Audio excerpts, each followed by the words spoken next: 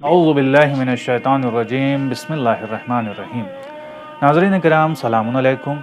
آج آپ کی خدمت میں جو موضوع لے کر حاضر ہوا ہوں، اصحاب امام حسین میں جہاں ذکر ہوتا ہے وہیں ان کے اصحاب میں سے ایک بہترین صحابی کہ جن کو جندب ابن حجیر کندی خولانی کہا جاتا ہے۔ جندب ابن حجر کندی خولانی کا تعلق خولان سے تھا۔ دراصل یہ یمنی تھے، لیکن قحطانی قبائل میں سے ایک قبیلہ کہ جو بہترین قبیلہ شمار کیا جاتا تھا اس سے آپ کا تعلق تھا۔ آپ متقی، پرہیزگار اور ایک بہترین جنگجو تھے، بہترین سوارکار تھے، اور اس کے ساتھ ساتھ آپ ایک بہترین قاری قرآن بھی تھے۔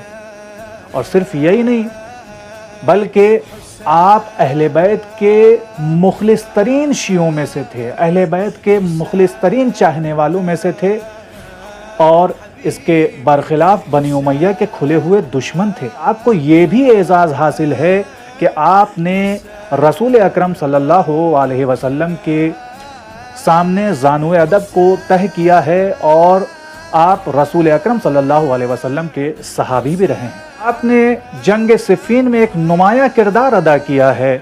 یہی وجہ ہے کہ ابن عساکر یہ کہتے ہوئے نظر آتے ہیں کہ آپ کی شہادت جنگ صفین میں واقع ہوئی، جبکہ ایسا نہیں ہے۔ تاریخی شواہد اس بات پر دلالت کرتے ہیں کہ آپ کربلا میں موجود تھے اور کربلا میں آپ کی شہادت واقع ہوئی۔ جی ہاں، یہ جندب ابن حجر کندی خولانی ہیں کہ جنہوں نے اس وقت امام سے ملاقات کی اور اس وقت امام سے ملحق ہوئے کہ جب یہ کہا جاتا ہے کہ ابا عبداللہ علیہ السلام اور حر کی ملاقات ہوئی، اس سے قبل آپ کی ملاقات امام سے ہوئی، اور حاجر یا حاجر کے مقام پر آپ کی ملاقات امام سے ہوئی، اور وہاں سے آپ امام سے ملحق ہو گئے۔ اگر دقیقاً وقت دیکھا جائے تو 15 ذی الحجہ کا وقت ہے کہ جب آپ کی امام سے ملاقات ہوئی، اور امام کے مکے سے روانہ ہونے کے ایک ہفتے بعد تقریباً آپ کی امام سے ملاقات ہوئی، اور اس وقت سے امام کے دامن کو جو آپ نے تھاما ہے، اس کے بعد امام کے دامن کو نہیں چھوڑا۔ کیوں؟ کیونکہ معرفت امام آپ کو حاصل تھی، اور جس شخص کو بھی معرفت امام حاصل ہو تو وہ پھر ایک دفعہ امام سے ملحق ہونے کے بعد وہ کسی اور راستے کو نہیں چنا کرتا۔ یہی وجہ ہے کہ آپ امام کے ساتھ کربلا پہنچے۔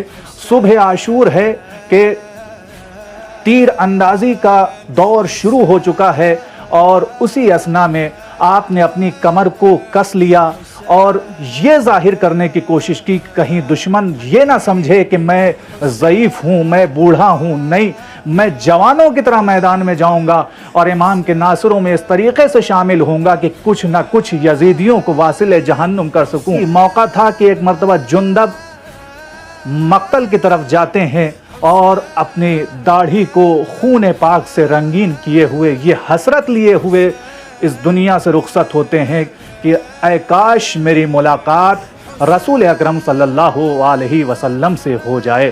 یہی وجہ ہے کہ زیارت ناہیہ میں آپ کے لیے ایک جملہ پایا جاتا ہے، سلام علی جندب ابن حجر الخولانی، کہ آپ پر سلام ہو اے جندب ابن حجر خولانی کہ 70 سال کی عمر ہونے کے باوجود آپ نے اس طریقے سے جنگ کی اور امام کے ناصروں میں اپنے آپ کو شمار کرایا کہ کوئی یہ کہہ نہیں سکتا تھا کہ آپ 70 سال کے ہیں، کیونکہ آپ کا جو جذبہ ایمانی تھا امام کی نصرت کی خاطر وہ واقعاً دیکھنے لائق تھا۔ کیوں نہ ہو میرے عزیزوں، کیونکہ حقیقت میں جس نے امام کی معرفت کو حاصل کر لیا وہ پھر ضعیف نظر نہیں آتا ہے، اس کے قدم ڈگمگایا نہیں کرتے ہیں، بلکہ وہ امام کی نصرت میں اس طریقے سے کھڑا ہوا رہتا ہے کہ جس طریقے سے سیسا پلائی ہوئی دیوار ہو۔ یہ وجہ ہے نا میرے عزیزوں کہ جب امام نے شمع کو خاموش کر دیا کہ دیکھو میرے ساتھ رہنے والوں یہ سمجھ لو کہ میرے ساتھ ہو تو سوائے قربانی کے کچھ اور حاصل ہونے والا نہیں ہے، لیکن اس کے بعد جب یہ شمع روشن کی گئی ہے تو ان کے اصحاب میں سے کوئی ایک نہ تھا کہ جس نے اپنی جگہ کو تبدیل کر دیا ہو۔ کیوں تبدیل کریں؟ کیونکہ ان کو صحیح معرفت حاصل تھی کہ وقت کا امام ہے، اگر اس کی نصرت میں ہم نے اپنے وقت کو گزارا تو ہماری زندگی بھی کامیاب ہے، ہماری آخرت بھی کامیاب ہے۔ السلام علیکم ورحمۃ اللہ وبرکاتہ.